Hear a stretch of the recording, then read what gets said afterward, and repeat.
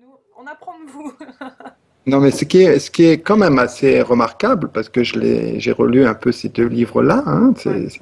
euh, moi, quand j'ai écrit ces livres, j'étais jeune, rempli d'ambition, Une petite politique. et rempli, oui, en effet, hein, et puis en même temps rempli d'illusions, quoi. Hein.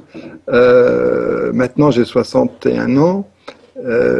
J'ai un certain recul par rapport à ces livres-là.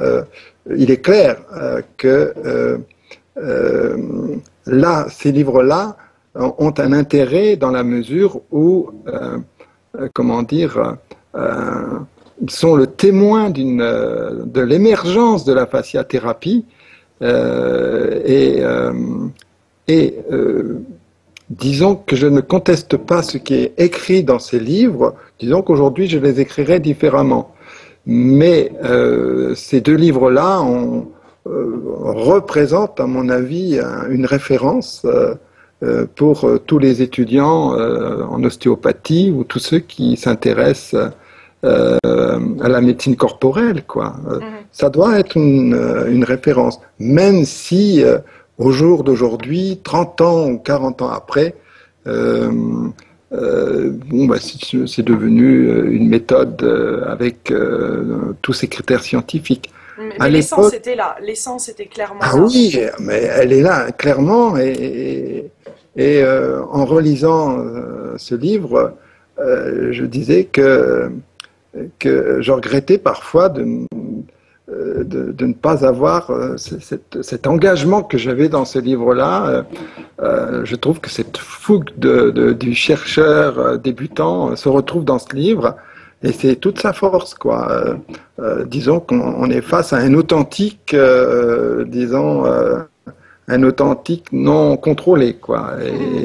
Et j'ai eu beaucoup de plaisir à les relire, quoi. Je trouve que euh, il témoigne d'un héritage que je ne conteste pas, Et même on si sent la forme vraiment votre est différente. Et on sent votre Serait différente aujourd'hui. curiosité débordante, toujours insatisfaite, et qui est vraiment, et qui paraît essentielle enfin, dans cette découverte et recherche de nouvelles méthodes et d'apprentissage de la vie. Enfin, c'est vraiment extraordinaire.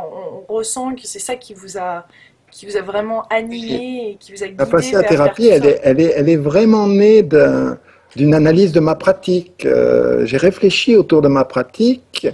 En gros, j'étais devant quand même un certain succès parce que la fasciathérapie est efficace sur les troubles articulaires, sur les troubles fonctionnels. C'est clair, ça a une efficacité et rapide. Et je voulais comprendre pourquoi c'était aussi efficace. Et j'ai essayé de comprendre cela en analysant la manière dont moi je pratiquais, dont moi je faisais ma pratique. Et en mettant à jour ma pratique, j'ai commencé à modéliser, à donner une forme, un modèle, un concept. Et la fasciathérapie est vraiment née, la théorie même de la fasciathérapie est vraiment née de la pratique, d'une analyse de ma pratique. Et donc, quand on enseigne la fasciathérapie, eh bien, on l'enseigne à travers la pratique. Et c'est à travers la pratique que la théorie apparaît, quoi. Et c'est très plaisant pour les kinésithérapeutes en formation. Hein. Oui, oui, mais c'est 30 ans de passion. Hein. C'est 30 ans de passion. Même si aujourd'hui, ma préoccupation, elle est tournée vers la place du patient dans l'éducation thérapeutique, etc. Euh, c'est une période qui est magnifique et ces deux livres, encore une fois, je le dis, constituent un référentiel, un héritage et je suis content de l'avoir fait chez Tradeniel.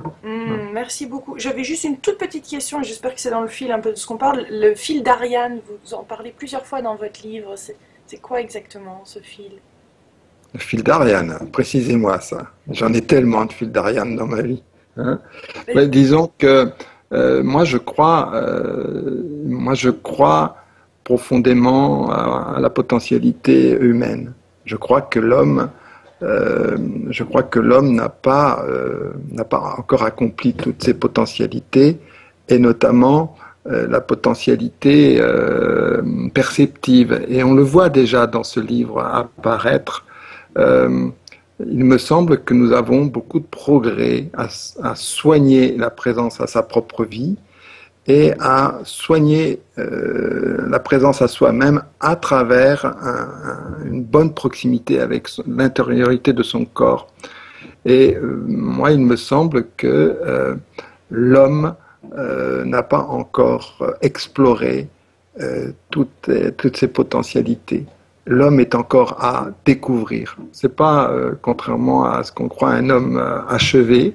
L'adulte n'est pas un être achevé, c'est un être en devenir. Et cette approche manuelle participe à sa manière à développer une réflexion autour des potentialités. Et mon fil d'Ariane, c'est de croire profondément aux potentialités de l'être humain. Je crois que l'homme peut devenir meilleur que de ce qui paraît, de ce qu'il est.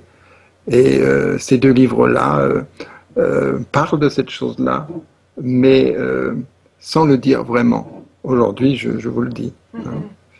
Merci beaucoup, merci Dany. Mon fil d'Ariane, c'est rendre l'homme plus humain.